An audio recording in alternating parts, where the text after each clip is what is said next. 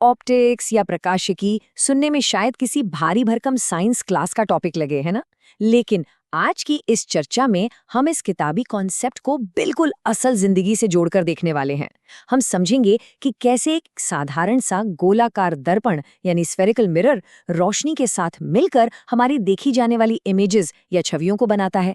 ये सिर्फ फॉर्मूलों की बात नहीं है, ये हमारी रोजमर्रा की भौतिक दुनिया को आकार देने वाला विज्ञान है। क्या कभी ये ख्याल आया है कि कांच का एक आम सा टुकड़ा किसी भी चीज को बिल्कुल उल्टा कैसे कर देता है? या फिर हाईवे पर पीछे से आ रही एक बहुत बड़ी कार छोटे से शीशे में कैसे समा जाती है? चलिए आज रोजमर्रा के इन रिफ्लेक्शंस के पीछे छिपे एक गणितीय जादू को डिकोड करते हैं। तो इस सफर में हम क्या क्या कवर करने वाले हैं? बहुत ही आसान है। पहले देखेंगे कि ये दर्पण असल दुनिया में कहाँ इस्तेमाल होते हैं। फिर साइन कन्वेंशन यानी गणित के कुछ बुनियादी नियमों को समझेंगे। उसके बाद आएगा हमारा मेन हीरो, दर्पण सूत्र या मिरर फॉर्मूला। फिर हम मैग्निफिकेशन से आकार का गणित समझेंगे और आखिर में इस फॉर्मूले को एक असली कैलकुलेशन में डालकर देखेंगे। चलिए सीधे अपने रोजमर्रा की जिंदगी से शुरुआत करते हैं, क्योंकि सच कहें तो ये फॉर्मूला सिर्फ एग्जाम पास करने के लिए नहीं बने हैं। ये उस तकनीक का हिस्सा है जिसे हम हर दिन इस्तेमाल करते हैं। सोचिए, एक ही विज्ञान अलग अलग प्रोफेशंस में कैसे काम आता है। डेंटिस्ट्स को ही ले लीजिए, उन्हें दांतों की एक बहुत ही क्लियर और बड़ी इमेज चाहिए होती है, इसलिए वे कॉन्केव यानी अवतल दर्पण का इस्तेमाल करते हैं। दूसरी तरफ ड्राइविंग करते वक्त पीछे के पूरे ट्रैफिक पर नजर रखना जरूरी है, तो वहां कॉन्वेक्स यानी उत्तल दर्पण काम आता है, जो बड़े नज़ारे को छोटे फ्रेम में फिट कर देता है। और तो और ब्रह्मांड में दूर के तारों की रोशनी कैप्चर करने के लिए टेलीस्कोप्स में भी वैज्ञानिक इन्हीं सटीक लेंस और दर्पणों का इस्तेमाल करते हैं। है ना कमाल की बात? अब जब ये साफ है कि ये दर्पण कितने काम के हैं, तो चलिए उस रूल बुक को समझ लेते हैं जो इस पूरे खेल को चलाती है। इसे कार्टेशियन साइन कन्वेंशन या चिन्ह परिपाटी कहते हैं। नाम से डरने की बिल्कुल जरूरत नहीं है, ये बस एक सीधा सा नियम है जो आगे के गणित को एकदम आसान बना देगा। दूरियां मापने के कुछ बहुत ही सेट रूल्स हैं। सबसे पहली और सबसे जरूरी बात, हर एक माप दर्पण के पोल यानी उसके एकदम सेंटर से शुरू होना चाहिए। अगर हम इंसिडेंट रे यानी आपतित किरण की दिशा में आगे बढ़ रहे हैं तो वो वैल्यू प्लस होगी, और अगर उस किरण के उल्टी दिशा में जा रहे हैं तो माइनस होगी। इसी तरह प्रिंसिपल एक्सिस या मुख्य अक्ष के ऊपर की हर चीज प्लस है और नीचे की हर चीज माइनस है। बस इतना सा ही नक्शा है याद रखने के लिए। अब उन अक्षरों से दोस्ती कर लेते हैं जो फॉर्मूले में दिखने वाले हैं। यू हमेशा पोल से ऑब्जेक्ट यानी उस वस्तु की दूरी होते हैं जिसे हम देख रहे हैं।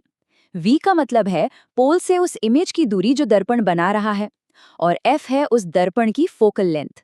एक खास बात याद रखने वाली ये है कि ऑब्जेक्ट हमेशा दर्पण के सामने रखा जाता है, इसलिए यू की वैल्यू हमेशा ऋणात्मक यानी माइनस में ली जाती है।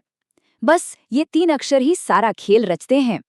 तो चलिए अब पर्दा उठाते हैं उस मास्टर चाबी से जो रोशनी और दर्पण के इस पूरे रहस्य को खोलती है। यही वो मेन इक्वेशन है जो छोटे एपर्चर वाले दर्पणों के लिए इन सारी दूरियों को आपस में जोड़ती है। और ये रहा हमारा दर्पण सूत्र 1/f = 1/v + 1/u। ये इक्वेशन हमें किसी भी इमेज की सटीक लोकेशन बताने में मदद करती है। अगर ऑब्जेक्ट की दूरी और दर्पण की फोकल लेंथ पता है तो बस इस फॉर्मूले में डालिए और जादू की तरह पता चल जाएगा कि इमेज बिल्कुल कहाँ बनने वाली है। इसे ऑप्टिक्स की दुनिया का सबसे पावरफुल टूल कहें तो गलत नहीं होगा। वैसे इस गणित के पीछे एक दिलचस्प इतिहास भी है। इस सूत्र को सबसे पहले एक German chemist Justus von Liebig ने डिराइव किया था। उन्होंने ज्योमेट्री और सिमिलर ट्रायंगल्स यानी समरूप त्रिभुजों का बड़ी ही चतुराई से इस्तेमाल करके इसे खोज निकाला था। उनके इस एक काम ने मॉडर्न ऑप्टिक्स की पूरी नींव रखती थी। अब ये फॉर्मूला सिर्फ इमेज की लोकेशन ही नहीं बताता, बल्कि उसके साइज का भी हिसाब रखता है।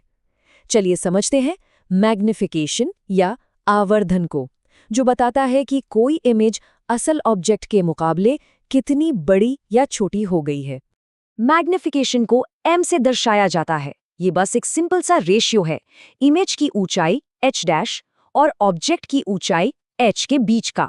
इसे निकालने का एक और शॉर्टकट है, इमेज की दूरी और ऑब्जेक्ट की दूरी का नेगेटिव रेशियो यानी -v/u।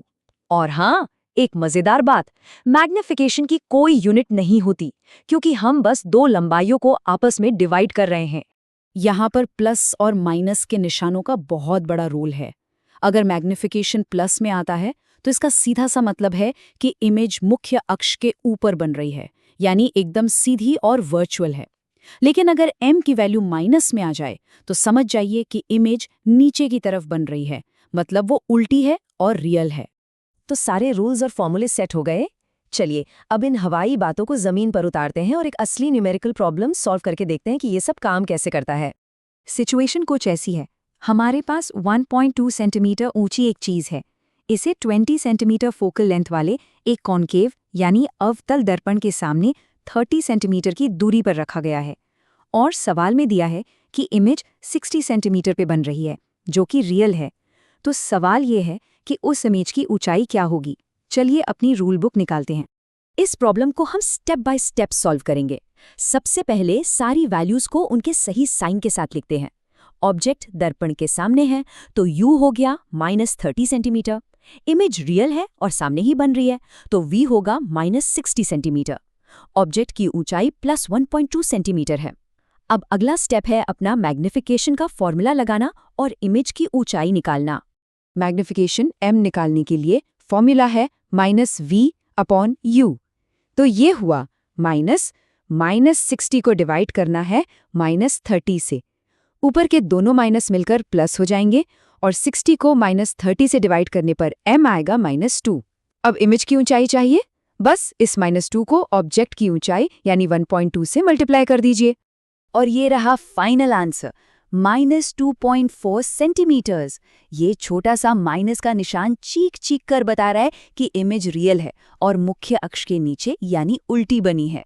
और 1.2 से 2.4 होना ये बताता है कि साइज बिल्कुल डबल हो गया है। अब मान लीजिए सवाल में इमेज की दूरी यानी v d ही नहीं होती तो क्या करते? तो हम अपना मेन मास्टर फॉर्मूला यूज करते 1/v = 1/f - 1/u। वैल्यूज डालते -1/20 में से -1/30 को घटाते, थोड़ा सा LCM और फ्रैक्शन का गणित लगाने के बाद आंसर मिलता -1/60।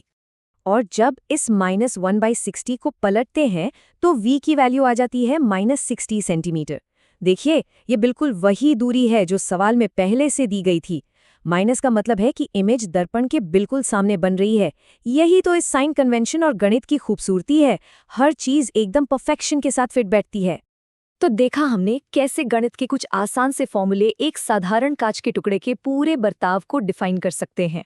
अब आखिर में एक सोचने वाली बात, हमारी रोजमर्रा की जिंदगी में ऐसी और कितनी ही आम चीजें होंगी जिन्हें हम यूं ही इस्तेमाल कर लेते हैं, लेकिन उनके पीछे ऐसे ही शानदार गणितीय नियम काम कर रहे होंगे। ये छिपे हुए रहस्य हमारे चारों तरफ मौजूद हैं, बस नजरिया चाहिए इन्हें देखने का।